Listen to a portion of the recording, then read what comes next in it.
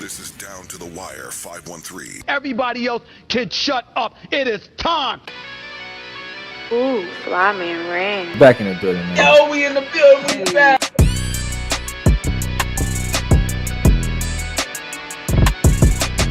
Make sure y'all follow us on everything Down to the Wire 513.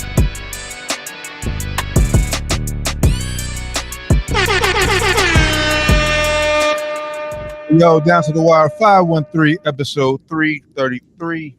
Good brother, how you feeling? Back in the building, brother. Feeling good. Tired as always, man, on a Wednesday. But hey, we here, man, for the people. We love y'all. We back at it. How you feeling, brother? Blessed Black, highly favored. Got AEW on in the background. Hey, Ash got it on out there too. I kind of hear it in the background. But yeah, tired, man. Another work week, man. I tell you, it's been a long week, man. No NBA basketball, man. It's been kind of rough, like what to watch and everything to get to the NBA Finals. But finally, we got the NBA Finals kicking off tomorrow. Cannot wait. Game one, Mavs, Celtics. Before we get started, man, y'all already know the drill, man. Make sure y'all tap in with us. Everything Down to the Wire 513. Give us a follow. Everything Down to the Wire 513, or Google us, as I always say. Doc should be checking in here momentarily. So last time we hopped on, it was still a series. The Western Conference Finals was still taking place. Minnesota and Dallas, but was it 1 week ago? Last Thursday. They took Thursday. We called it. We all three was in the studio for the first time in a long time last Wednesday, last week for the last episode.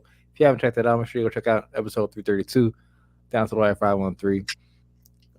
But yeah, man, we talked about it. I think it was me and you that said gentleman sweep, or did you say that Minnesota will win? I thought Minnesota was going to win. I thought we was going to get that typical Ant game, but they came out there and just laid a flat egg. Yeah, I think me and Josh both said gentleman sweep.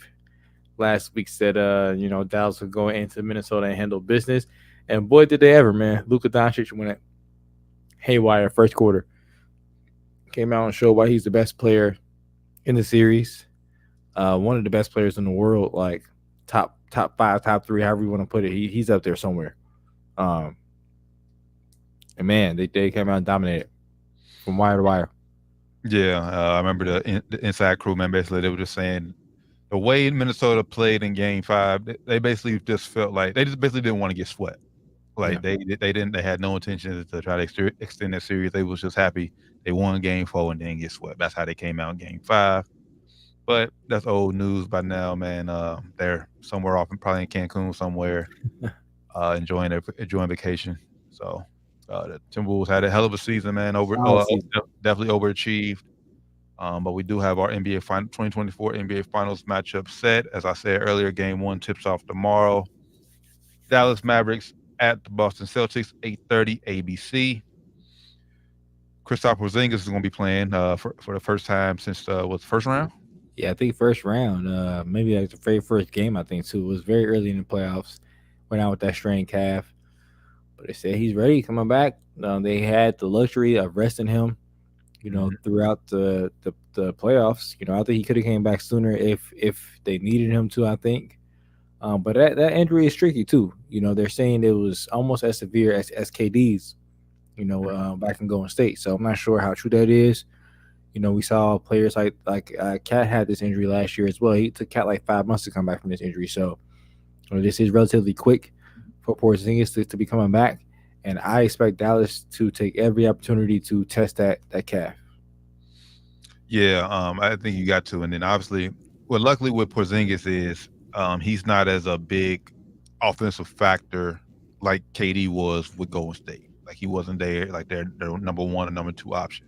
So you can kind of ease his way back into it. But obviously, Kristaps said he's going to give it a go. He's just concerned about his conditioning, which obviously we know you can't train for game shape. So I think they're going to test it early. Hopefully he can get through this series healthy. Obviously, we don't want another Kevin Durant situation in NBA Finals where he ruptures Achilles. But obviously Boston said they had the luxury of resting him in the Pacers series because they need Porzingis to have a chance to win the NBA Finals for sure. I agree, man. He was the big piece that they got for me this offseason. That last offseason made me say, "Wow!" Like they really took a step to get a lot better. To me, I think he is almost as good as Robert Williams is at protecting the rim, but he's even better offensively as far as being able to shoot the ball, stretch the floor out, put the ball on the floor as well. And he's just as good as lob threat as Rob Williams was too. So I think it was a perfect match for that roster. And it just added even more to that roster. Even before they got Drew Holiday, I thought that like, man, this roster is even just bolstered even more, man. So shout out to Brad Stevens for making that move. But yeah, I think they're going to need him for sure in this series. How do you see this series ultimately playing out? Who you like in this series? I'm pulling for the Mavs, but if I'm being honest with myself, I have to go with Boston. I've been saying Boston all season. I've said this since the beginning of the season. I think the moves that they made this offseason really just upgraded them, and I think they have the best roster in basketball. Honestly, I think they have the most complete team. They still are missing that place setter on offense as far as the point guard goes, But I think what they added with Drew Holiday, and they still have Derek White there. I think those two, make it good enough. And I think Tatum has also elevated his game a bit more as a playmaker, to allow them to slide without having that true traditional point guard to help them get plays set up and get guys in their spots and get them easier shots. So I think Boston is going to take it, but I must say I think hands down Luka is the best player in the series. I think he's hands down the best player in this series, and with that said, they always have a chance with the best player in the series. Yeah, this is tricky. I mean, obviously, I think Boston, from top to bottom, they had the best roster. I'm with you as far as Luka being the best player in the series, but what has me hesitant with picking Boston is what I've seen throughout the playoffs. Like the team that obviously their road to the NBA finals was a cakewalk, but even in these series, they showed so much like a discipline, like offensively, defensively, like throughout the series, like throughout the entire playoffs, which has me concerned when the NBA finals and every game literally matters. It's moving on for this. Like this is truly win or go home. And against when you can't get playing against talent like Luka and Kyrie, especially Kyrie, who's been in this situation multiple times before, he knows how to capitalize off of it. And hopefully Boston can they can learn from 2021 NBA Finals. Been here before, they got this close and tasted it before ultimately ended up losing to the Golden State Warriors. I'm pulling for Dallas and Luka and Kyrie. I think that for me, I'm just pulling for the story. Like I would just love for Kyrie to go back to Boston and and get one in Boston. Same, bro. That'd be so live, bro. That's why I really want Boston to win, and I think they really do have the tools to do it. I just think if Boston comes out and they're fully healthy and both teams fully healthy and play at, I just say B plus. They ain't even got to play at A plus. They play at B plus, and Dallas plays at A, not A plus. They still have a chance to win it. I think Boston is that good. I do have big question marks for them though, like Tatum, Brown, that whole dynamic. It's still a big question mark. There's no question marks on Dallas' side. Like I know Luka is the guy. I know Kyrie can go in there and get you 30 if he needs to, get 25 if he needs to, hit big shots if he needs to. Well, they do have questions, I guess. Their question is going to be their shooting. Are you? I'm living. I'm Dallas. I'm living with Derrick Jones Jr. and PJ Washington shooting threes. I'm gonna test them, of course, but I'm trapping the hell out of Luka Doncic. I'm trapping him off pick and rolls. I'm not letting him get switches. I'm gonna let him go one-on-one at all. I'm trapping him, getting the ball out of his hands early in the game. Luka, if you watch the Dallas play, Luka is a first half mostly scorer. He goes out early and gets his points. He set the tone. Yep. Easily him and Shea probably has the easiest fastest 30-point games in the season. Luka goes out there and I can't recall a game I watched this season where he gets less than 20 points in the first half, unless he's either injured or he goes out early or he's not being as aggressive. If he tries to, he gets 20 points every first half of games. So if I'm Boston, I'm trapping him early, I'm blitzing him, trust those guys early in the game to maybe make them maybe press a little bit more in third quarter, maybe come out and say, all right, I got to get myself going, and maybe get those guys out of rhythm so they can't trust them at the end of the games possibly. I'm doing whatever I can do to try to frustrate Luka though. But that's going to be I think that's going to be the X factor for Dallas. I think those guys you just named, the PJ Washingtons, the Derrick Jones Jr., the Clippers, they have to come out and knock down those shots when they make them. Because obviously, if they make them early, then it's like, okay, maybe we can't double team. Yeah, at that point, what do? You gotta either keep living with them hitting threes and trusting that, hey, okay, we're gonna live by the percentages. Because PJ Washington is not a great 3-point shooter by percentage in the playoffs, at least. Right. But he has some big ones. So it's like, and Kleber just came back from an injury, so it's, you know, he's still working his way back. You know, kind of like Porzingis is going to be doing. You know, my main X factor for Dallas is Derek Lively Jr., man. If he can, he's like a plus 25, 26 or something like this in the playoffs. At least last series he was, man. And if he continues to be that X factor for them, and just defensively and also just hitting, well, he ain't hitting shots, he's dunking shots and catching lobs. If he continues to do that, you know, Dallas is gonna be tough to beat. Who do you put on Porzingis? Is that who you put? You put Lively on Porzingis? Yes, because I think he's gonna be starting 5. So yeah, you gotta put him on Porzingis, and even though he's not really accustomed to having to really guard stretch 5s, you know, it's gonna pull him away from the rim. Right.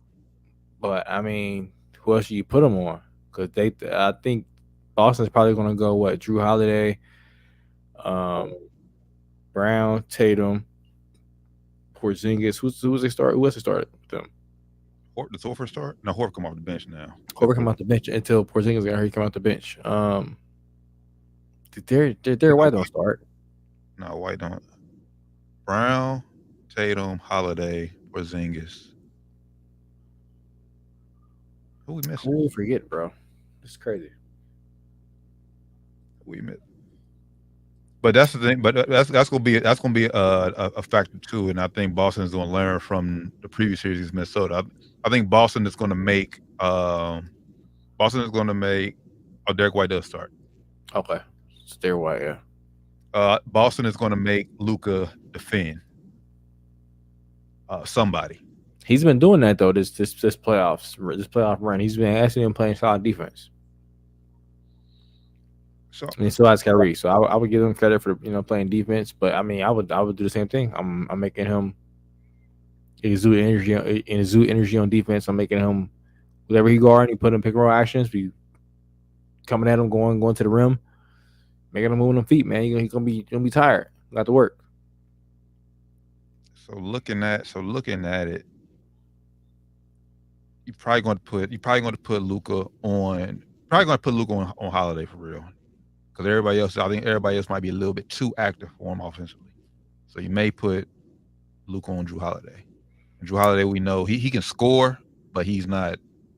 Yeah, that would be the best thing for Dallas to do, because hopefully they'll make Boston say, okay, go ahead, Drew, go ahead and go at him. We've seen Drew. I don't know if you remember back in Milwaukee where he was trying to be aggressive offensively. And he was just throwing up some bullshit. Man. Throwing up some bullshit. So if he does that and he makes them shots, go right ahead. Now, Boston's offense is way more now equipped to handle him throwing up bullshit and still being able to stay afloat, because they have way more offensive weapons. In Milwaukee did that. It's like, our Giannis ain't gonna help you come back from this shit, because Middleton half hurt. So it's like, all right, you got him. But in Boston, and he could do that, and they could still, kind of skate by with him doing that for a few possessions if they choose to do that. I'm looking at it. So yeah, so Lively comes off the bench, obviously. So Gafford is starting. So, man, well, obviously Gafford is going to have to go off Porzingis, because you're not putting him on. Definitely not putting him on Tatum. So yeah. So I mean, yeah. I'm not sure if Lively was starting before he got injured or how that worked, but either way it goes, Gafford actually is better guard on perimeter. So I would, if he starts, it's actually better for them.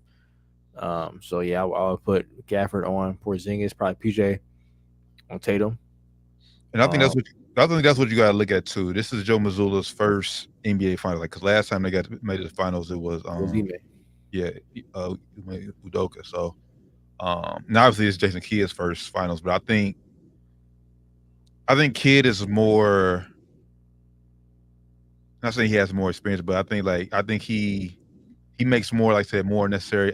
Makes more adjustments than Mazzulla does. More and better.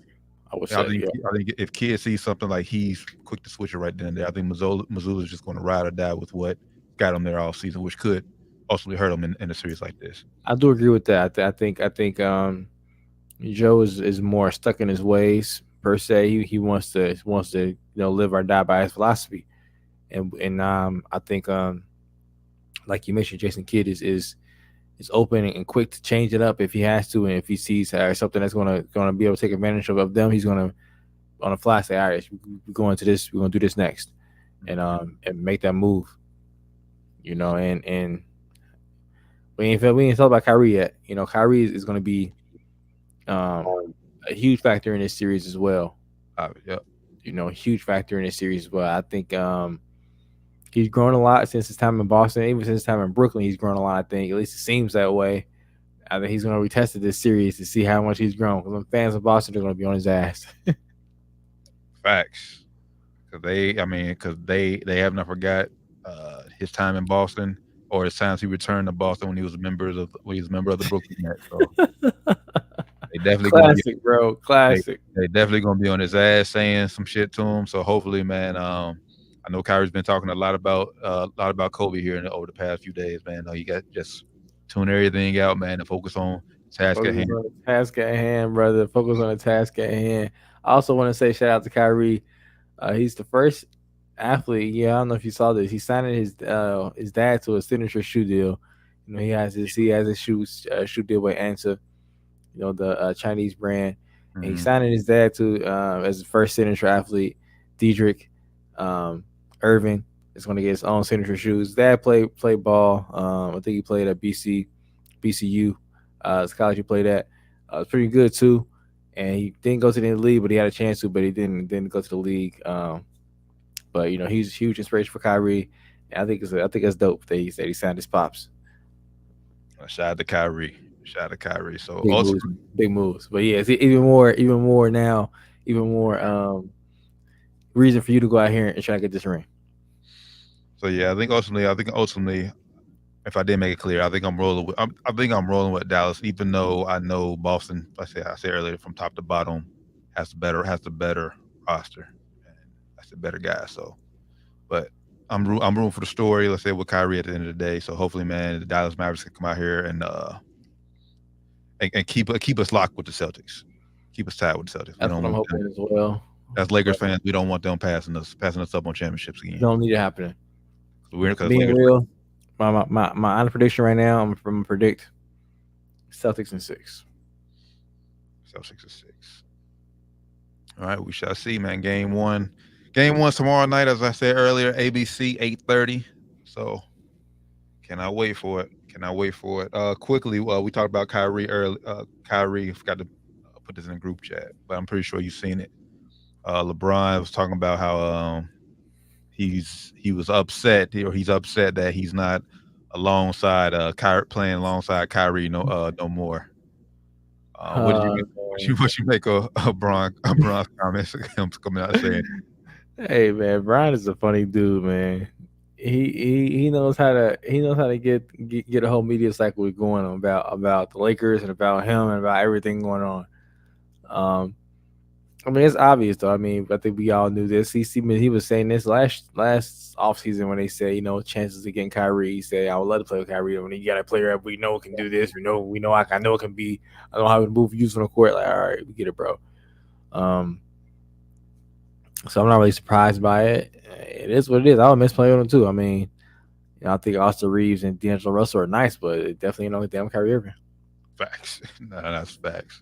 And then obviously the question that spawned that came out of LeBron saying that throughout LeBron's career, who was LeBron's best teammate?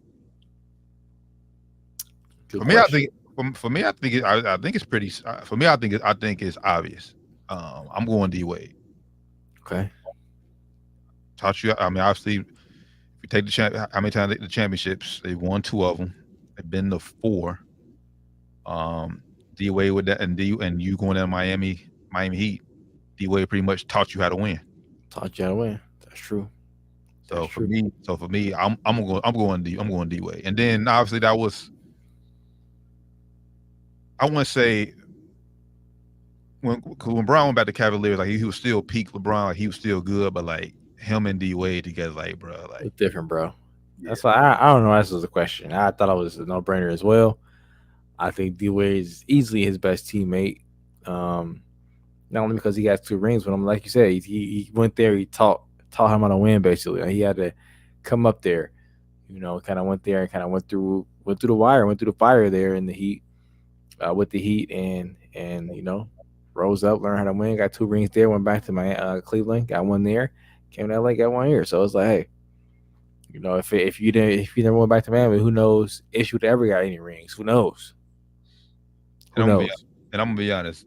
Out of all, like LeBron, like I said, obviously I'm not the biggest LeBron fan at all, but when he went to Miami and embraced that villain role, that's LeBron I fuck with out of his whole career. Like I fuck with him when he was in Miami, embraced that villain role. I was like, all right, fuck it, I'm the bad guy. My favorite version of Bron's probably when he went back to Cleveland. I ain't gonna lie. Homecoming Bron. I ain't gonna lie. The Homecoming Bron. That Bron was. I ain't talking about playing style. I'm talking about just the whole aura of Bron. Like, this nigga. Mm-hmm. He doing it for this. We don't have it right now. So he doing it for the state. He doing it for Cleveland. He doing it for Cleveland like that. He doing it for Cleveland. I kind of fuck with that whole thing. And then of course the LA Bron's cool, but I think Miami Bron definitely. I think the overall best version of Miami Bron. I think. And then obviously Bron, his first stint in Cleveland was just like physically athletically, like peak. Physical athletic peak, man. Like 09, like that, I mean, I've seen highlights of it because they was comparing Luke at 25 to LeBron at 25, which was 09 Bron, and just going back with highlights, bro. Like it's not even close. Not even close, man. Like, and speaking of comparison, let me just say this too, man, because I was watching the highlights earlier. I was just watching, like, I don't know how anybody compares to anybody to this man still. We gotta stop saying people are the next Michael Jordans. Like even Kobe. Kobe was great, and I see the picture right there in my background. Favorite player of all time. Kobe was like the closest thing we've seen to the old Michael Jordan, the championship Michael Jordan. Put it that way, the championship Michael Jordan. We've never seen anything close to the 86 to 88, 89, 90 Mike. Never. I don't think ever will either. That nigga was amazing, bro. I'm sorry. The more every time I watch him, I'm like, bro, this nigga was just way ahead of his time. And still, to this day, we got athletes now are just as athletic as him, but it's just different, bro. It's fucking different. That nigga was God mode, bro. I'm sorry, Kobe, you my favorite player of all time. You wasn't fucking with that mic. I'm sorry, LeBron, you never fuck with that mic either. I'm sorry. Just before the championships. I'm talking about green mic. I'm talking about Doug Collins head coach Mike. Yeah. A little bit of hair left on ball, Mike. That nigga was cold, man. Oh my god, bro. That nigga was cold. He knew it. It made it worse. He knew how cold he was, and he knew he was just like untouchable. It made it even worse. Yeah, I'm with you. From a strictly basketball, like on court mentality. Yeah, ain't nobody fuck with you. I love you, Kobe, man, but that nigga was just Kobe. Even Kobe Bryant, number 8 Kobe, was nothing like that, man. Nothing like that, bro. I'm sorry. That nigga was a menace. Nah, that's facts. Down to the Wire 513, man. Appreciate everybody tapping in with us, man. Make sure I give us a follow. Everything Down to the Wire 513 for sure. Oh man, I know. Oh, here go Doc. Here you go. Perfect timing, actually. Perfect timing. Big arrival. What's happening, brothers? What's good, brother? How you feeling? Hacking from Miami. How much we get done? What'd you say? we get done from packing from Miami. I know that's listen, that's a whole nother discussion. And I'll tell y'all off air why that's a whole nother discussion. Oh shit. Nah, brother, we just got done talking about the finals, man. So give us your rundown of how the last week we talked about, the last game. Well, it wasn't the last game, but now it's the last game for the last series. And we talked about, the finals preview. I told y'all the series was over though. Yeah, me and you both said that. So yeah. Right. He's right. Yeah. I didn't know they was gonna get blasted though. Like, that was crazy. Yeah, I didn't know they was gonna get blasted. So I think that Boston's the more complete team. But you guys ever seen a team and it just feel like this could be their time? It's like they're not the best team, but everything clicking. If you're gonna put me on the line, I'll pick Boston to win it. But I really would like the Mavs to win. And it just feels like it's their time. Like this might just be their run to, if Luka don't get this, will be the one he gets his run against, the Mavs did against LeBron. It's because I'm pretty sure it just with Porzingis back, he's back, right? Yeah. They have the more complete team. Boston should win. It's gonna be tough, man. Boston's gonna be tough. It's gonna be tough. But right now, the Mavs just, like I said, they just got that feel like it's their time. So I'm cheering for them. I know y'all cheering for the Mavs too. None of us want the Celtics to win another championship, right? We don't want them. Right? We don't want them. Right. We don't want to see that happen. We don't want to see that. With that said, that was official prediction. I said Mavs. I didn't say how many games. I just said Mavs. And then Rand said Celtics in 6. Celtics in 6. That's what I was thinking too. Celtics in 6. Hope I'm wrong, man. I'm hoping Luka come out and just. Kyrie, I'm sure. Luka, man. I mean, Luka, what he doing in his career is just crazy, astonishing, bro. He's the number 2 scorer in the playoff average in playoff history up to this point. It was just crazy, bro, to even think about. This the kid is serious, man. So hopefully, if anybody can do it, is Luka and Kyrie. Jason Kidd, them. It's if anybody can do it, it's them. So hopefully, they get it done for us, man. Kyrie ain't no joke either. Hey, them boys gonna have to come play. Who's gonna guard Kyrie? Jaylen Brown, Derek White. I'll probably put Derek White on him. Derek White and Drew Holiday. I'm throwing bodies at him. So they all gonna get a shot. Yeah. Cuz said Mavs and 7. Cuz what up? He said Cowboys go down in November. Bro, listen, bro, it's not football season yet, bro. We ain't talking about that yet, man. We're gonna talk about Cowboys a little bit later, actually. Though this ain't First Take Undisputed. We're not talking about the Cowboys every week. We ain't doing that. That's why. This is why talk show radios is going down. They want to talk about Cowboys. They want to talk about the Lakers and the Yankees. Ryan the Lakers all the time. LeBron, the Lakers, the Cowboys, and the Yankees has been a little bit less over the years, but for a long time, that's all they want to talk about. They in season right now. Lakers season is over. Leave it alone. Cowboys season is over. Leave them alone. But like you said, like you said, Rand earlier, Bron knows how to keep the Lakers and himself relevant. I don't care if LeBron comes back or not. I'm almost leaning towards wanting him to leave so the fans can leave. I'm cool with LeBron. Hit the reset button. I'm cool with LeBron now. I'm no longer LeBron hater. It took me a while. Kobe gave the come on, man, he's here, and I'm like, yeah. But the fans are just leave. Unbearable almost, man. It's ridiculous, man. Just leave. So, all right. So ran a Josh Cat. Celtics in 6. I say Mavs. I say if they're gonna win it, for my storyline, I'm gonna go Mavs in 7. I would happily welcome being wrong. Yeah, hope I'm wrong with that one. I always say I hope I'm wrong. I honestly hope I'm wrong with that shit. Yeah, 100%. Please be wrong. Please don't win. Please don't win Boston.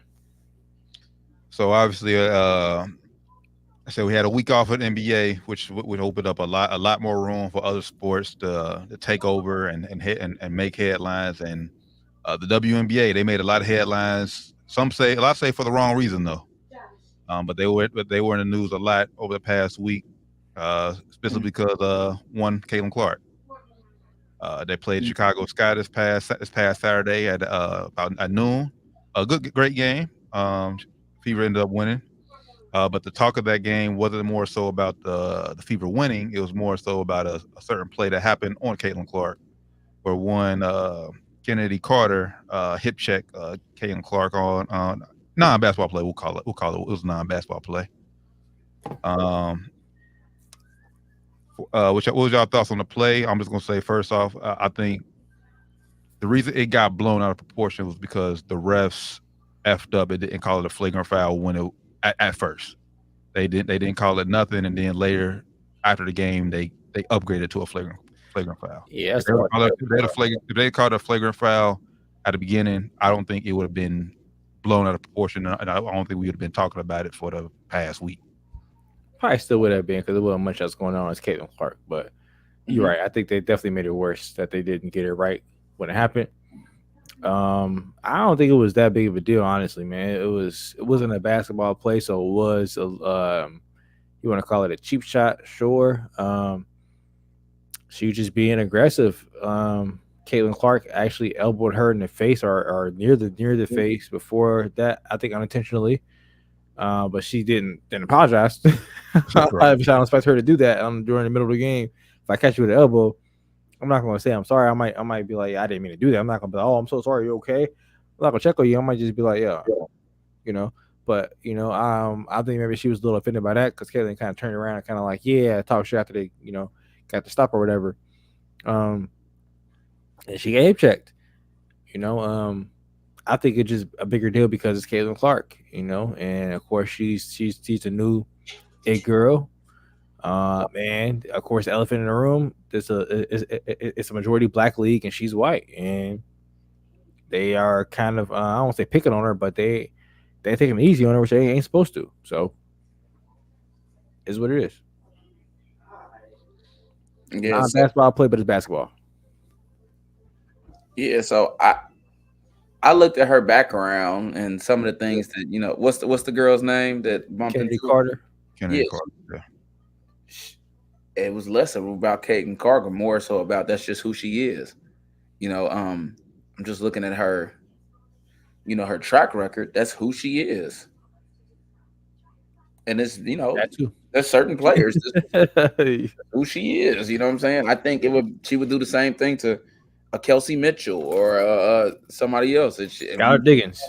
You do something to her where she feel like, you slighted her, she gets a little dirty. So that's just who she is as a player. Just looking at it. I saw a little Twitter post about her time in the WNBA and her attitude. And what she's been doing throughout her career. Yeah.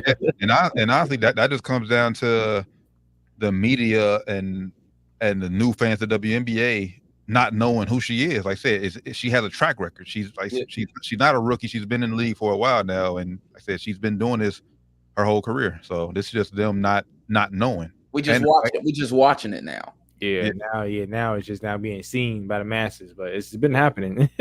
When Chris Paul does something dirty, we're just like, oh, that's it's not a big deal. Like it's Chris Paul. That's what he does. But I do want to one, like I'm with y'all. Like I said, I didn't think it was a big deal. Obviously, it should have been called a flagrant foul. But as far as like that's really all it should have been. I didn't think no suspension, no ejection, nothing about that.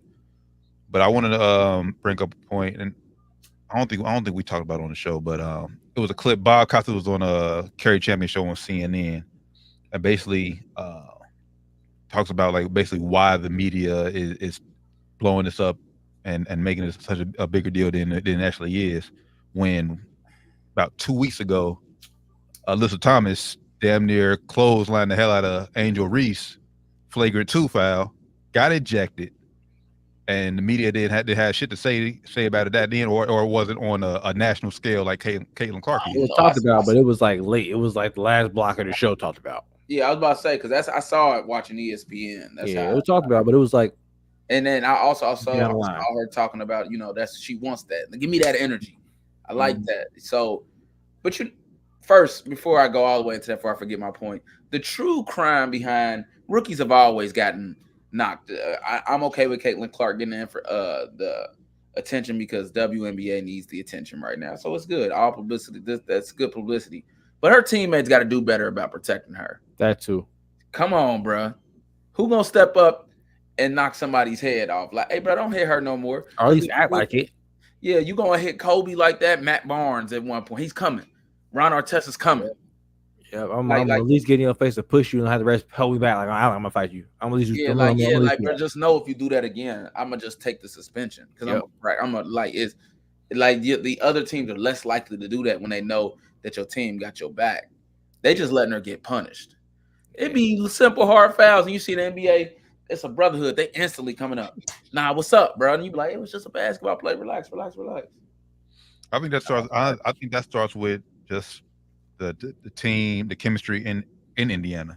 For one, just watching Indiana, man. I don't know much about their head coach, but for me personally, I just think they have the wrong head coach up there. Yep. Because with all that talent on that team, they should have more than 2 wins on the season. Terrible, man. She's not. It's only her second year there, so I mean, give her some grace, I guess, there. But I'm not a fan of her either. I didn't watch many games last year, but I mean, if you was the worst team in the league last year, you got the number 1 pick, Caitlin Clark, and now she's coming out like months before the draft even happened. You had a long time to get plays set up for this girl. She came in, you had her struggling. You had her on the ball, doing pick and rolls, getting. I hear you. I'm gonna say the word I shouldn't say. Speaking of women's basketball, but she's out there getting bullied. Trying to handle the ball, getting bullied. And you have an all-star on your team, Kelsey Mitchell, averaged 18 last year. Why not give her the ball and put Caitlin off the ball, running off screens, getting easy shots? You had Caitlin working harder for shots, and her moves are not working right now, but she's not faster or more talented than any of these girls she's playing against. So she's getting frustrated. She's not looking the part because she's not getting put in a position to succeed by her coach. In my opinion.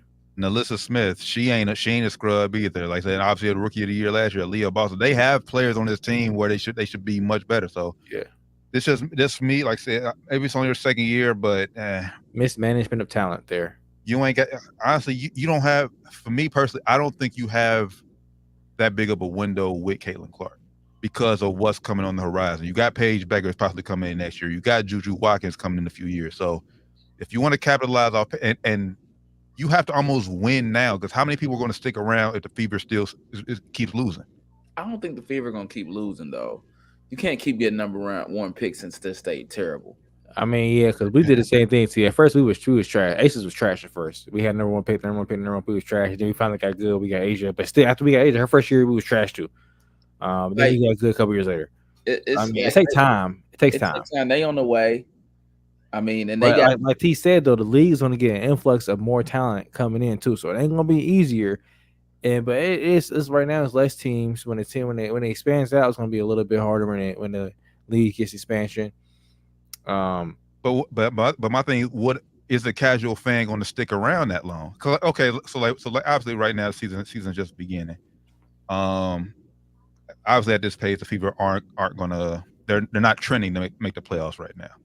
When the playoffs come around, are the views for WNBA going to stay as high if Caitlin Clark or Angel Reese aren't in the playoffs? This is why they need to have somebody. They need to be pushing other players as well right now because they have other players in the league that are balling out right now. Arike balling in Dallas. Dallas, she balling Dallas, averaging like 26 a game. Asia Wilson, of course, balling. There's players out there balling. The FISA, damn near averaging a triple double. Yeah, like balling. Liz Thomas balling. So there's players out there balling. They just have to do a better job of highlighting those players as well, not just Caitlin Clark. Facts. So that's my thing. And back to my point real fast, but Bob Costas, why he felt like the Alyssa Thomas, Alyssa Thomas foul on Angel Reese wasn't as big. Basically, obviously because it was a black on black foul. That's why I brought that up. Yeah. Caitlin Clark is white. It's a predominantly black league, but the media is predominantly white. So who they gonna lay to? Caitlin fucking Clark. So I think a lot about the attention the playoffs gets depends on I feel like I don't watch a lot of WNBA because it's just not the easiest to watch. I'm not talking about the gameplay. I'm talking about accessibility. I mean, it's just. I think until they get a new TV deal, it's going to be tough to just watch the games. It's like it's easier to watch college women's basketball. That's facts. Accessibility. I'm talking not talking about the game itself. Nah, you talking about like where the channels this game's on. It's easier to watch. So easier to find. It's just it's once they're on sports channels. The casual fan, I think that's the most important portion because I don't. But go ahead, Doc. Before I let you go, I think that's the most important portion because it's like. Totally, I can like go to one of my regular apps or like, for example, HBO Max was playing most of the playoffs where I was able to go on the bleacher and just click onto it and do something like that or Amazon. Do they got an Amazon? Do they play on Amazon? I think sometimes they play on Prime. Yeah, they play on Prime. Yeah, sometimes. Yeah, I mean, but still, even Prime, you guys, you know what I'm saying? Y'all done. I don't know. It just needs more attention. I don't even know when these games be on ESPN more. Yeah, that or they just need to market better because it's like people will watch right now because it's it's important. It's the highest the league's ever been as far as getting attention, but it's not easy to watch. I've been saying that for weeks on the show. Yep. I mean, you don't know when the games is. I'm sorry, that's it, and you don't know when the games are. Like the NBA has a good idea. They sent out a little mark. So and so is going up tonight. Like, it didn't Chicago just play Indiana not too long ago, or did that happen or no? Did they play each other yet? Yeah, Saturday. Yeah, bro. Like, how was that not a big deal? That's just so much marketing. I saw something today. Today, to your point. They're already marketing Juju versus Paige Beckers for December. I saw an ad for that today already. Just saying. That's the key, T. But to push back on you though, if you're looking for it, you can find it. Because my thing is like, granted, I know how we know, like I said. Like the NFL is up here compared to where the WNBA is at down here. But like the NFL has games on Amazon Prime, and like we know when those games. They already got the buy-in. They already got the buy-in. They already established. They already have established viewers that are going to seek out their games. The WNBA going to get there first. You talking about the NBA? I guarantee you there are the Caitlin Clark fans. They're doing their work to find out what channel they're, because on McAfee show this past week when they talk about he brought up the 5 highest games thus far this season. Time we called her a white bitch. Yeah, wild. Hey, he's crazy. Yeah, talk about something else. But the 5th game surprised me, like the highest game of the season. It was a Fever game, but it was on Ion. Now we talked about, like, I didn't think that many Americans knew what fuck Ion was at. Yeah, true. But the fact that the Fever game, that was a top 5 game the season thus far on Ion, people are seeking it out. My first question though is what was it the second game? Was it like, I don't think that people are going to continue. It wasn't the first. I know it wasn't the first game. I'm just like, it's one of the first games though. It's early in the season though, so you know what I'm saying. So it was like, I want to see. Yeah, interested to see her. So yeah. You said the casual fan. The casual fan, for the most part, or the Caitlin Clark. I'm calling it Caitlin Clark fan. But that's different though. Yeah, that's not casual. Casual. That's different though. You said the casual. A casual fan is gonna get on. You're gonna go sit down on the couch and pop on ESPN real quick and see what's popping on there. Go to ESPN 2. All right, damn. Maybe they're gonna pull their phone and see is there any games on. Let me see what these games is at. Possibly, but at that point, I think go to ESPN 2 and see the games. Now on to the next. Let me go to Netflix. I'll tell you that right now, and just being honest, because I'm just now getting my toe into the women's basketball game. I'm actually discussing the topic with y'all. It used to be, last season. I'm just like, all right, can we finish? But I'm a casual fan. If I don't go to ESPN or see it on HBO Max, where I get my typical sports from, Like I got a couple spaces where I'm like, all right, I'm looking for sports here. I'm looking for sports here. I'm looking for sports here. And they got a wide variety. If it's not there, then I'm not watching. On to the next, man. On to the Netflix. On to watch something YouTube. else On to the Or Hulu. or NBA highlights on YouTube. Go to YouTube. You know, so That's facts. and That's what right casual now- fans do. Because casual, like T, I'm not sure. Do they even have an app? Like, would have the games like show where the games are on channel? I don't know if they have app or not. I don't have that. But they got a whole league pass and everything. $34. I mean, like an app, like an app where you can see like the games for the day. Like games is gonna be like a WNBA app. Yes. Yeah. Okay. I'll be looking for the games on. Like I'll go to the NBA app. Like, is it on here? Maybe they're gonna have the NBA games on here. Yeah, that's how it used to be. When it used to be on there. It used to be on NBA. The WNBA schedule would be on the NBA. Yeah. So I'll be going there. Let me go in here so I can find when the games is gonna be, so I can see when my ace is playing. I know when the channel they're gonna be. I'm trying to find them and shit. I don't know if it's now. I know the WNBA have a separate app. I don't know if the NBA still posts their stuff on. They don't. It used to be inside It used to be inside the NBA app, so I'll be looking for it. I just went to it. You could still get to the WNBA from NBA. From their app, but they're not there. .com? Yeah, I went to NBA.com. Oh, okay. I'm talking about that. But yes, I do know the WNBA has their own separate app. Yes, because fans was pissed earlier that preseason game when the Chicago Sky game wasn't on the app. And up here it is. It is on here. See, now you have to go find it though. You had to go to Discover and scroll all the way down to the bottom of WNBA app, WNBA schedule, all the way at the bottom here. Come on, NBA. Bro, like on what that? On what the app or the NBA? On the NBA app. Oh, the NBA app. Yeah, come on, NBA, do better, man. I mean, but it's the WNBA. This the WNBA. It's the NBA. So I mean, they're just still doing them a favor. The NBA owns WNBA, and they used to have the games on there. True. So you gotta. Hey, I'm on here looking for the games on the top, like where you used to be at. It should be on there. Hey, games on here now. They got nice little apps. Yeah, I didn't know this. See, they gotta do a better job marketing this shit, bro. That's what we've been screaming for the past marketing. That's their biggest. I didn't know they had this. They got to do a better job marketing this shit, bro. Bro. I didn't search for it because I don't care that much about it. Like I said, I don't go in here and look for it. Now, Ash, she might go on her phone, go on laptop and find where the game at. I don't care that much. I'm gonna just go watch something else. And it's so different because when it's women's college basketball, you like you said, I go straight to my ESPN app. Oh, shit. Here you go, throw it on. I'm gonna watch some little college hoops. But the WNBA don't be that easy to watch. Yep. Now you can find it if you want to, like you know what I'm saying. If you're gonna, but I'm also not going looking. I'm just being real at this stage in my fandom. Yeah, there we go. So, yeah, but like I said, man, as far as Caitlin Clark goes, like I said, the original topic at hand, I think the foul was that rough. But like I said, me personally, I do think that Caitlin Clark and the Fever need to start winning soon. I agree. Or at least not if not winning, being competitive, being exciting and competitive, because she's not even being excited right now.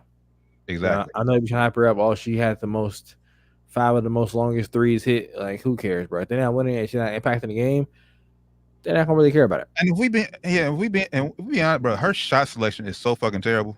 Who, Caitlin Clark? Yeah. So it's Steph Curry and Klay Thompson, bro. Been terrible. That's the way she plays. That's the way she plays. I was talking to I remember this. I was watching the South Carolina game, the championship, and I was calling around like, bro, what the? Yeah, she should be shooting bullshit. You know who she remind me of? Klay Thompson. And that's another point I wanted to bring up. Like, basically, she's doing what Steph was doing. Like, but like, this is why I think believe winning matters, because Steph was doing this shit in college too, like Caitlin Clark. But who was checking for Steph early on in Golden State when they weren't winning? I was, but I was also a fan. So, you know, but like Rand said, the NBA is a little different because the NBA already has so many dedicated fans. Like, yeah, but Golden State wasn't on TV as much as like, so you went searching. I don't agree with that necessarily.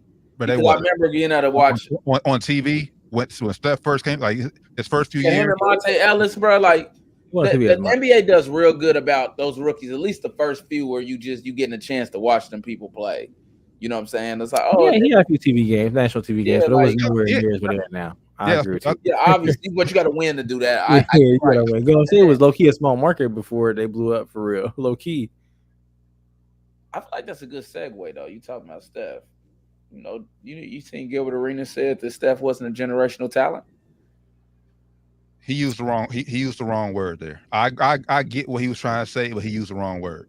Yeah, he kind of explained it today on his show, where he said Steph had to work to get to where he's at as far as getting a shot to how good it is and everything, which is true. Like he had what's generational about Steph? Bro, just the way he plays the game, though. He changed the whole his movement. His movement is I would say generational. I think it's the way the shooting and the style of way the game. Like when I think of generational talent, I think did he change? You know, what did he change about the game of basketball? And he changed a lot. All kids want to do is shoot threes. He confused, and a big part of that is because of Steph.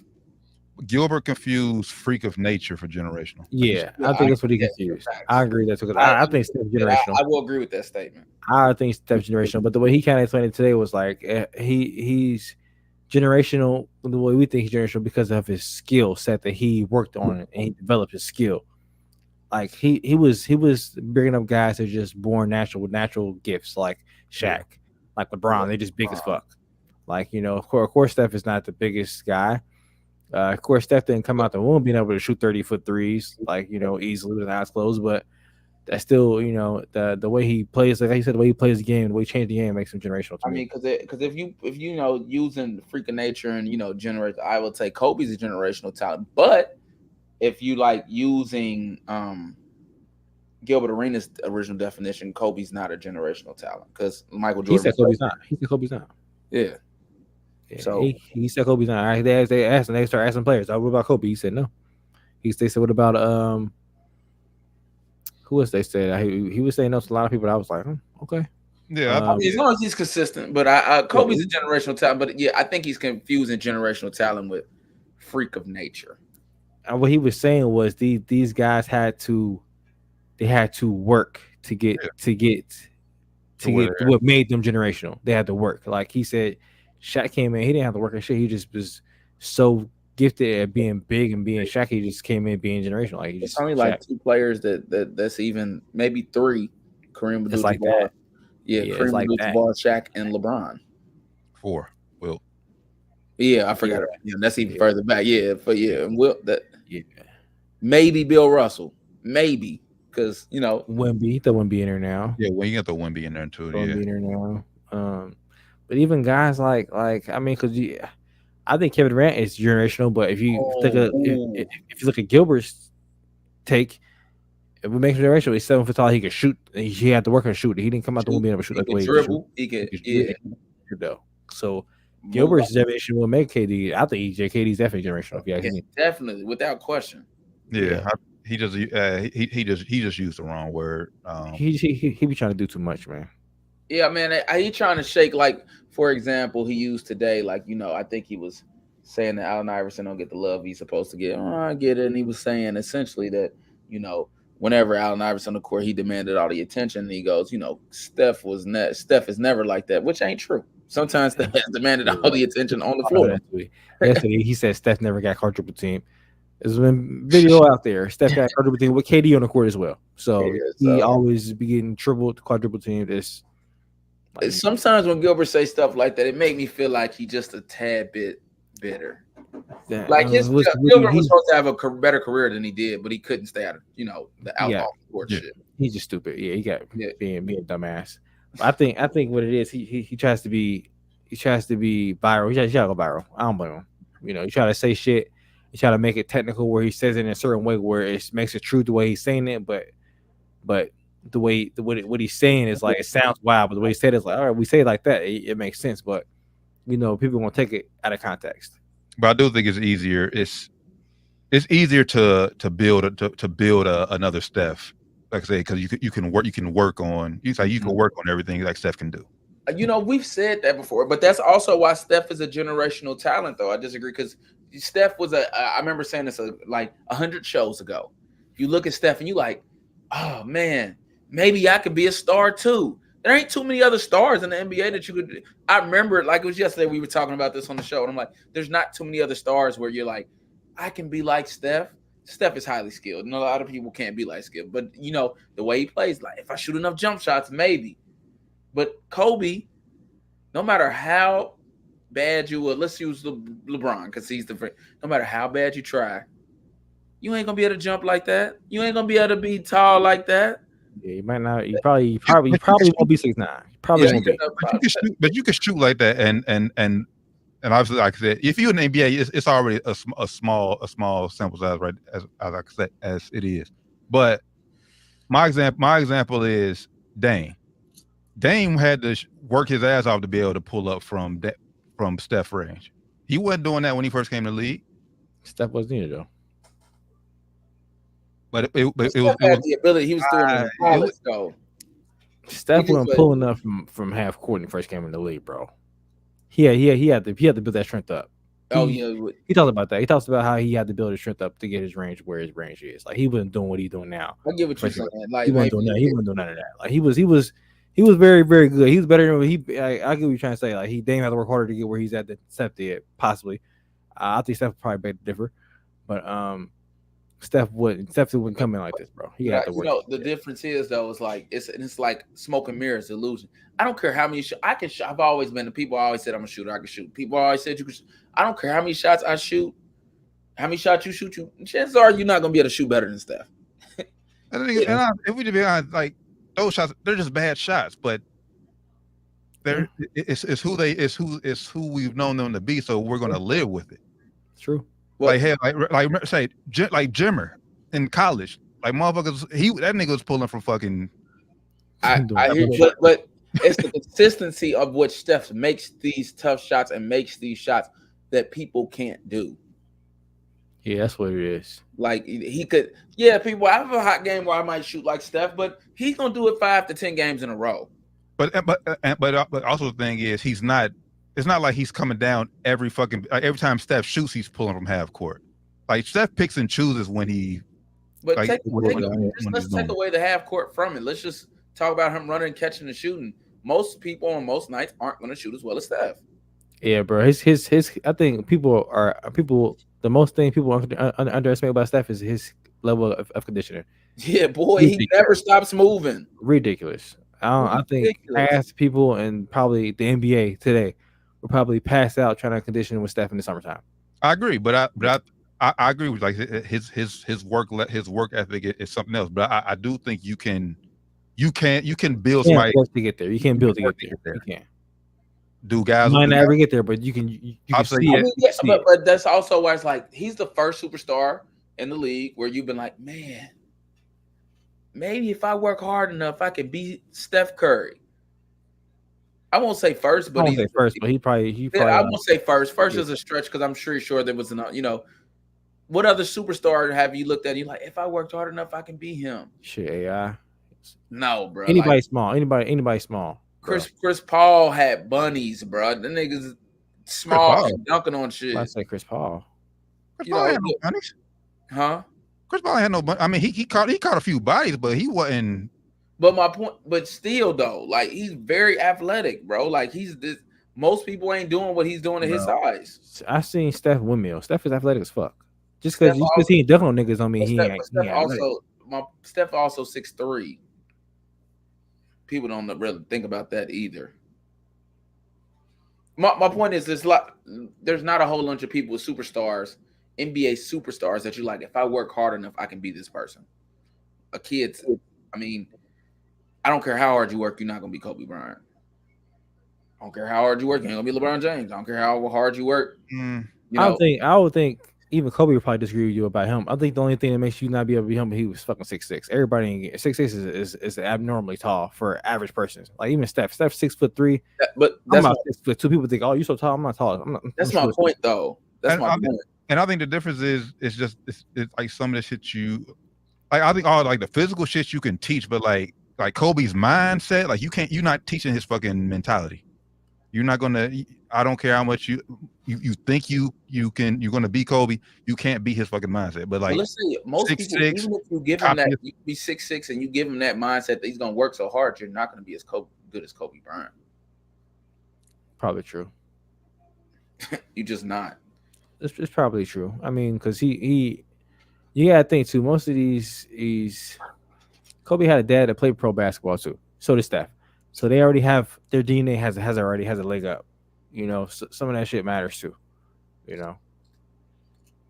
So, but I get it. It was a lot of I think. Like I said, Steph is one of the first, superstars that I can remember in my time that I'm like, man, if I shoot hard and shoot 1,000 shots, maybe I could shoot like Steph. Maybe. But people just take the granted. If I work on my ball handling, maybe I can dribble like Steph. But Steph does a lot of other things good too that, gets overshadowed because he shoots so well. Facts. But yeah, I think Steph is generational. Just wrap it up. Hey, I'm gonna put another one. Kyrie's a generational talent too. I ain't never seen nobody hoop like that. Just putting it out there. Fair. I would agree. Yeah, bro might have the best handles I've ever seen. I would agree. Yep. So, not being a top 75 player was crazy. That was like that political bullshit is crazy. I say politics and bullshit. Yeah. Mm-hmm. Oh, that was facts. Oh man, switching to the Shield real fast. My guy, Jets reset the wide receiver market, became the highest non-quarterback player in the NFL. For 4 years, 140 million, 110 guaranteed. Every penny, every dollar was rightfully earned. Well deserved. Congratulations, Jay Jettis. Yeah, man. Which why we got to swing to the Cowboys. What does CD top that? Does he come close to that? What does CD? And he shouldn't. He's a good football player, but when I think of CD, like, no, just no, not even close. CD should know that. Not even close. But I'll tell you who it did. The Bengals can probably forget about keeping T. Higgins if they thought that was a chance. Should he come close to that? No, not either. But he's gonna probably make more money than he was going to before. Yeah, that's true too. Yeah. So, but I mean, if I'm being one right now, I'm not giving Chase that. Nah, I'm not either. I told you that off air, T. I'm not giving Jamar that either. But Chase gets a little closer. He gets closer than CD Lamb, though. Closer to anybody else probably right now. Should be. Yeah, should. Yeah. Yeah, he's closer to anybody else right now who's up. But again, if Bengals playing funny with him and don't pay him until next summer, if he go out here and lay an 8 this year, it can be a funny conversation come up next summer between him and the Bengals. I don't see him laying an egg though. I'm not worried about that. I'm not saying like talent wise. What if he get hurt or something? True. And he's like, well, you know how Mike Brown is, bro. Yeah, true. They're gonna try to fuck him. No, and the thing you got, and what people is missing out is Tyreek is about to get an extension because Tyreek right now he's not a top 5 paid wide receiver. Yeah, he probably calling his agent right now like, yo, you see this shit? And he shouldn't get Justin Jefferson's the best wide receiver in the NFL. Nah, yeah. Tyreek might get. They say Tyreek might pass JJ though. They say he is more important. They saying I don't know if I agree with this. They say he's more important for the offense. Well, I think he is their motor guaranteed, but I think just Jefferson is as well for the Vikings.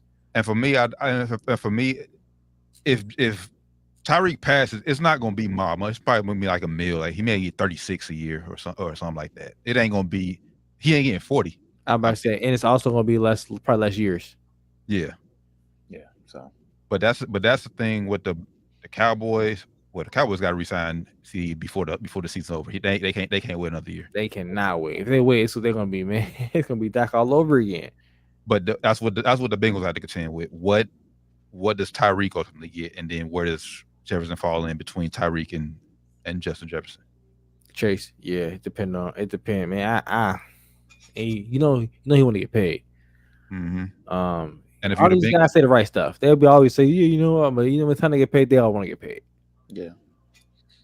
And the thing is what I think is gonna I guess kind of help the Bengals, or depending on when they get it done. Chase, he obviously said I want to wait till Justin Jefferson get paid, see what he gets.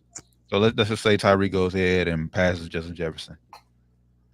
All right, Chase, you said you just want to see what Jefferson got paid. You didn't say nothing about Tyreek Hill, so y'all waited. Y'all should have waited. That's what I'm telling them. Y'all should have waited. I said I wanted to wait and see what he got paid. Y'all should have came to me after. Okay, he got paid now. Let's go ahead and get you right under him. Y'all didn't wait. Y'all let him get over him. I'm better than him. Pay me, bro. At least, yeah, even if he ain't, I know he feel he is. Yeah, he feel he is.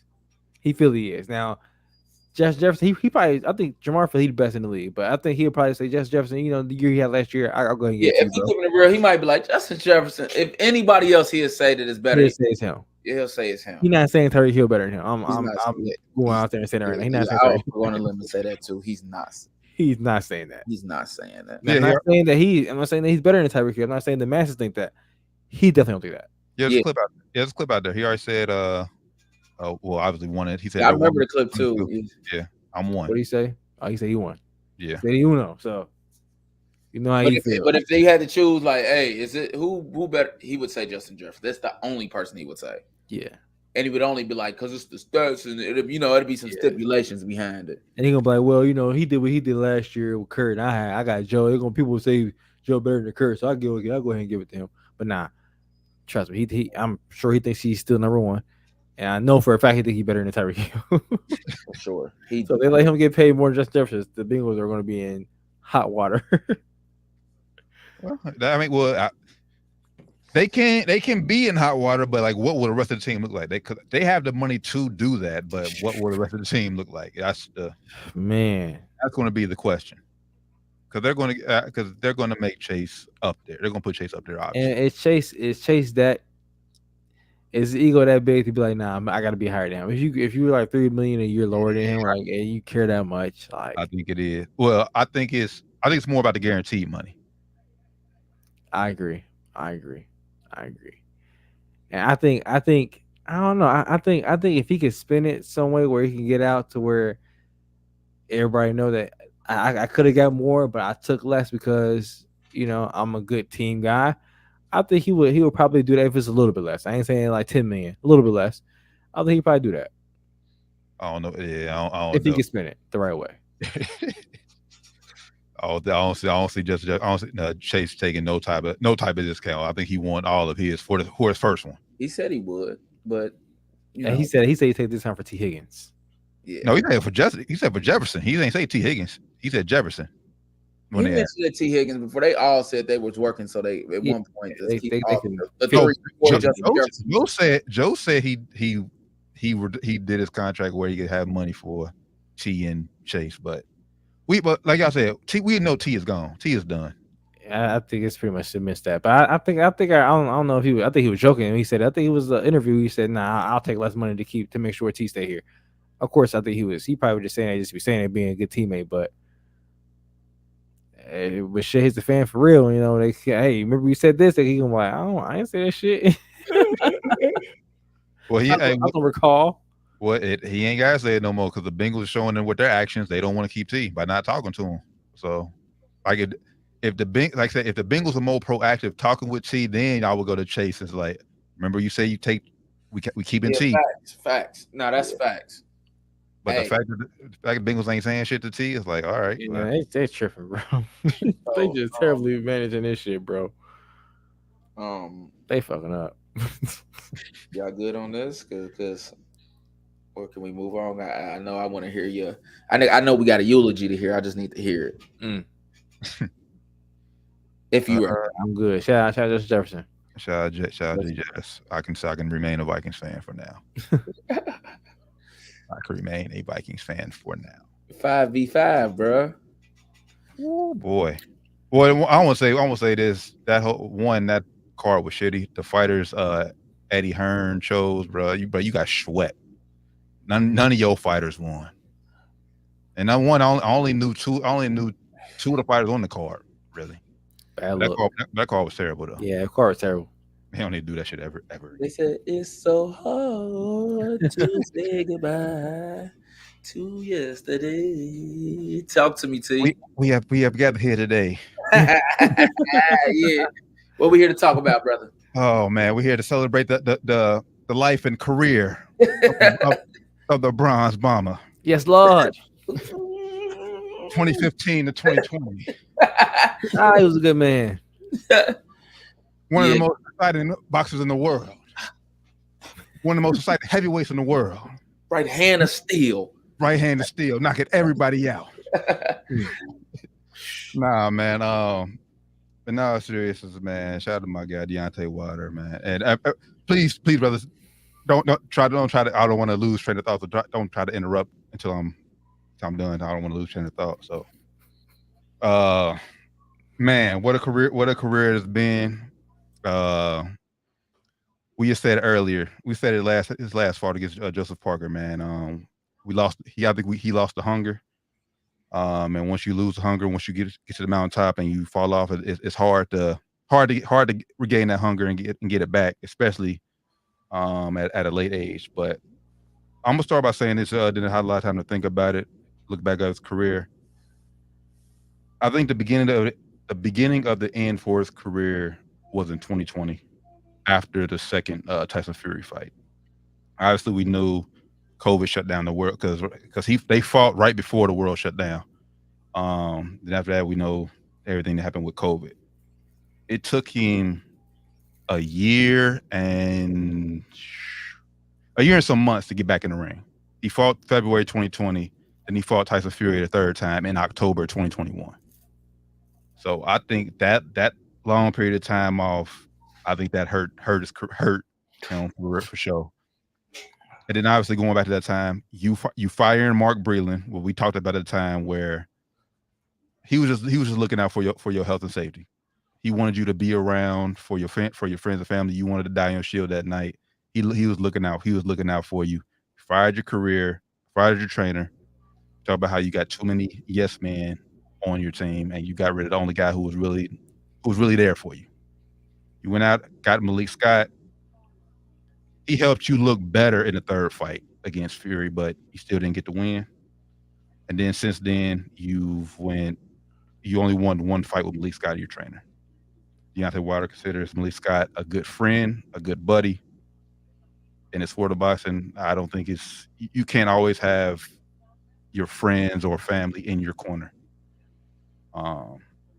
Also, I think, Rand, I'm gonna give you a chance to respond once we're done. I think guys like Rand and others who critique his boxing skills, I think that guy ultimately got to Deontay Wilder.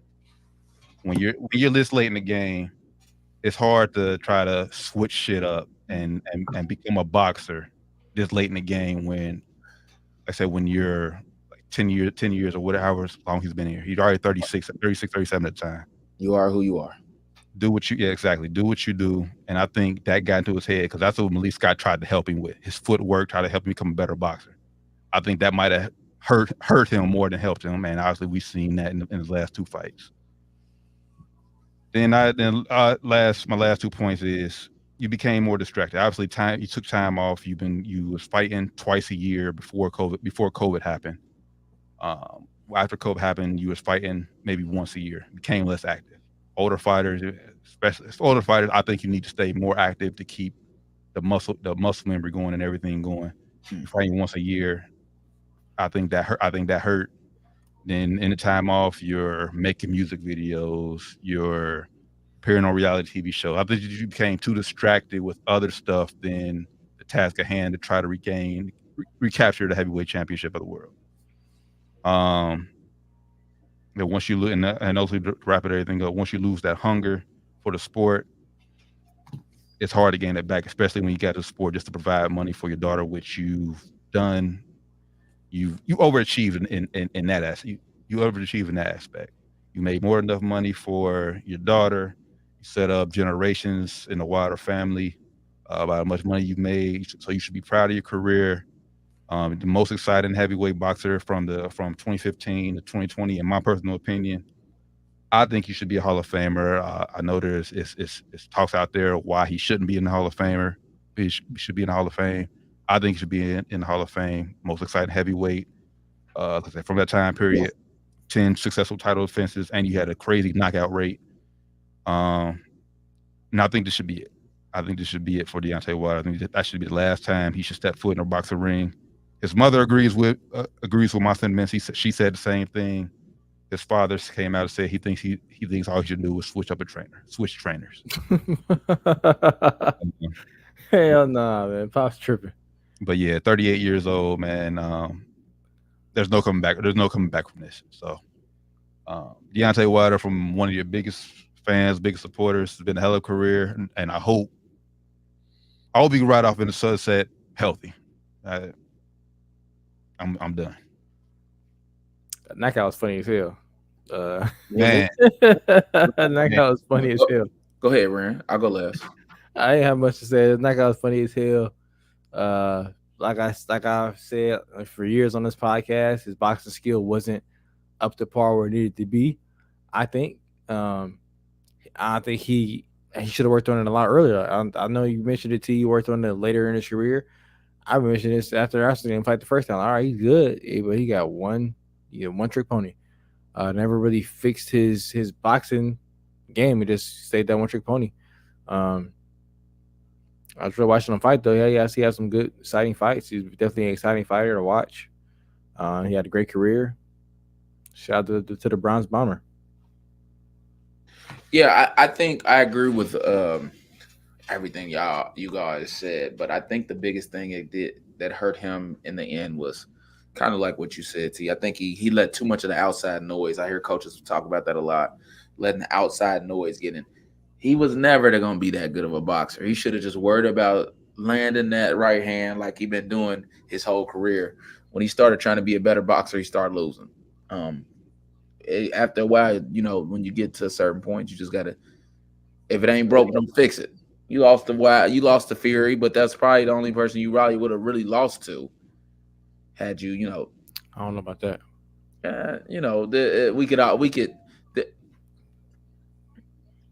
We don't know. There's no way to, we can't say like Joshua could have beat him, but I would have had him beating Joshua. I don't beat Joshua too. I would have had him beat Joshua too, but looking back at it, I probably would have wrong. Yeah, so I don't know. Good career. You said everything, T, for real, for the most part. I mean, he was very electrifying. It was cool to watch the knockouts and the social media, but it's I think we're at a day and time where, don't be Muhammad Ali and, put your health at risk anymore. It just ain't worth it. You shouldn't be like Roy. I worry about Roy Jones and like that too, where, you taking these hits that you don't need to take. It ain't worth it anymore. You made the money. Hopefully, you're investing it the right way so you never got to step back in that ring again. It's the way he got knocked out was just, he needs to retire. Yeah. It was one of those you could just tell when a great done lost a step. And boxing, some people can lose a step and change up the way they fight, and they're okay for a few more fights, but he's lost a step and he's starting to get beat up. Yeah. Father Time catches up to you all, and I'm just and the biggest disappointment of his time is just we never got to see the Wilder AJ fight. That's still going to be like one of the biggest what ifs. And hell, we still haven't even seen a AJ Fury fight yet. So like, yeah, I don't want to see that either. I don't want to see. They kind of ruined that whole triage we could have had there, man. It got ruined there about 5 years ago, probably. But I'm really happy that he didn't win this fight and this happened against AJ. I think it would have been a lot worse against AJ. This guy didn't look like I'm sure he hit hard. The guy he fought, I don't know this guy's name, but the guy looked like he was sloppy and fat and shit. You know what I'm saying? AJ looks the part. You know what I'm saying? Like if you get hit by AJ with a clean shot, he hurt you, bro. I'm not saying this guy couldn't hurt you, but I'm happy we didn't get to see him go in there, AJ, and get knocked out worse than he got knocked out this past weekend. I do think this guy had a better chin than AJ because Wilder did catch him, but he got once he caught him, that's when he got wild. He got too sloppy. But at the end of the day, man, I'm not going to dwell on it too much. I think he should have called it quits after the Joseph Parker fight, the fight before this one. So yeah, hell of a career, man. Definitely brought excitement back to the heavyweight division in America, because I know us America, we didn't care about heavyweight boxing, and we didn't care about Klitsch clothes.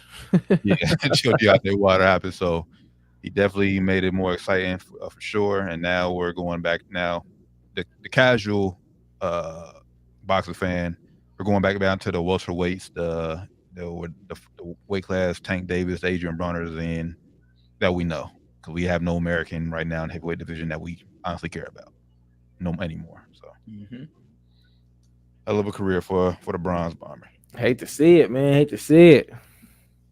Well, it catches up everybody. Everybody's going to eventually. Still hate to see it, man. Yeah.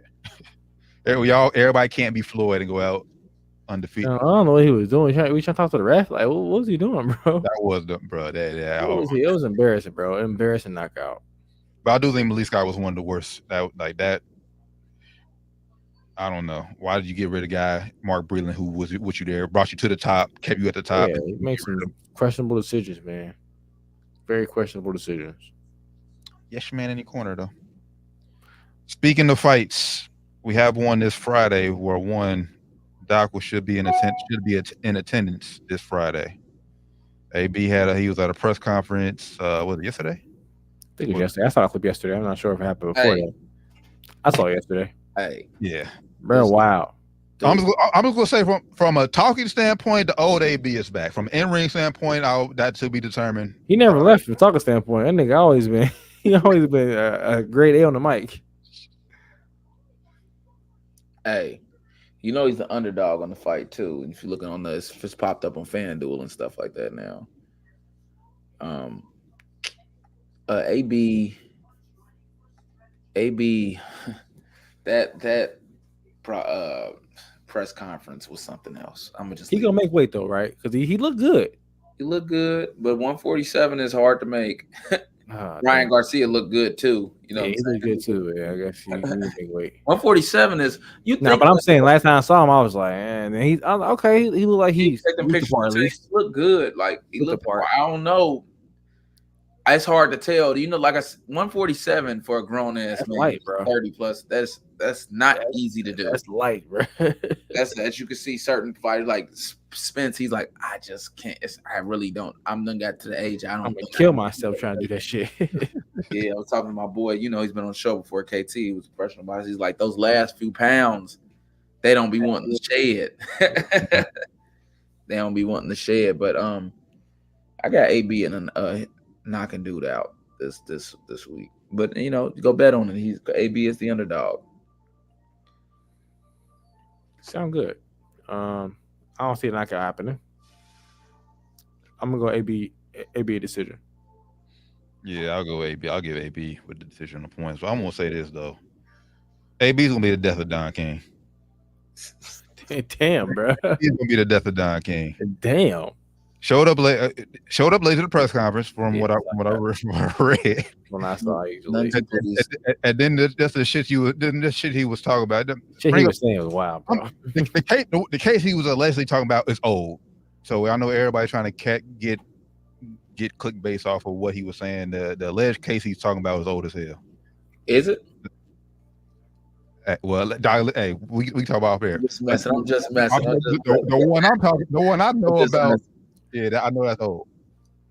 So, yeah. But when's the fight, and how can we watch the fight legally? Huh? I know the fight's Friday for sure. Friday. People Doc, you gonna be there, Doc. So you ain't got to worry about it. We got to talk about that off air too. I like he keeps saying that. He said we'll talk about it. T. Stop bringing it up, bro. Stop bringing it up. Rubbing it in, brother. Yeah, we got to talk about that off air too. Man, it's gonna be a Tubi. I'm gonna be on crack streams. All right, AB. Man. All right, AB. Yeah, but I'll figure it out though. I'll let you guys know. This might be on Don King's network. Hopefully not though, because he's not Don King's technically not the promoter on this fight. He is just had one of his fighters in the fight. So only in America. Only in America. You can watch the fight on Triller pay-per-view. Oh, okay, that's not bad. That's a real deal. Because it must be because it's not Don King's. This isn't Don King's fight, like production's fight. All right, then. The main card is set to take place at 8 p.m. Ring walk for the Broner Cobbs fight 11 p.m. Eastern time. All right, then. Okay. Take a nap. Let's go, AB. Get it for the city, man. Us folks past 30, take your nap. Get your nap in. You turn up nap. Yeah. Let's go, AB. Get it in for the city. Just look better than you did against the lawyer, please. That's why I said it's definitely. He definitely is not getting a knockout in this fight. If he wins, it's going to be by decision. If he get a knockout, I mean, he did a 180 in his last fight. He didn't look terrible in the last fight, but he didn't have that power. I ain't see a knockout power in the last fight. Yeah, just look better than he did against the lawyer. I hope he knock him out though, man. Me too. Hope Doc right. Hope he knock him out. Is this? Okay, I ain't got it on here. Is this 12 or 10? Oh, it's 10. It's 10 rounds. Okay. For his sake, hopefully it's 10. It need to be 8 for his sake. I don't need 12 rounds of that. Nah, it should be 8. They should go 8 for 10 rounds. So. All right, brothers. I think that's all we got for today. Yeah, we went a little bit up past our time, so. But appreciate everybody who's been tapping in with us. This has been Down to the Wire 513. Make sure I tap in with us this Friday, Sports and Spirits Friday, as we recap Game 1 of tomorrow's NBA Finals. We'll do one last sneak preview, one last recap of the Broner Cobbs fight. Hopefully he makes weight. We'll see if he makes weight by then. We'll know if he made weight by then. Yep. Then we got to talk about all this illegal sports gambling these players is getting themselves in trouble for, which is dumb as hell. Another one bites the dust, man. And the Deontay Porter situation, we need a movie of that because the details coming out of that's a movie. That's a Tubi movie at least. Brett hit the chat and said, I might get hit the Rico. The chat said that shit, bro. Oh, man. But once again, appreciate everybody tapping in with us. As always, it's been Down to the Wire 513, episode 333. Good brother Flyman Rand, Josh Evans, Steve Turner Bland. We'll catch y'all this Friday, Sports and Spirits, about 6:15, 6:30, man. Hit the notification bell on YouTube. So make sure y'all don't miss an episode. Until then, y'all have a safe, blessed night. Enjoy Game 1 of the NBA Finals tomorrow night. We out.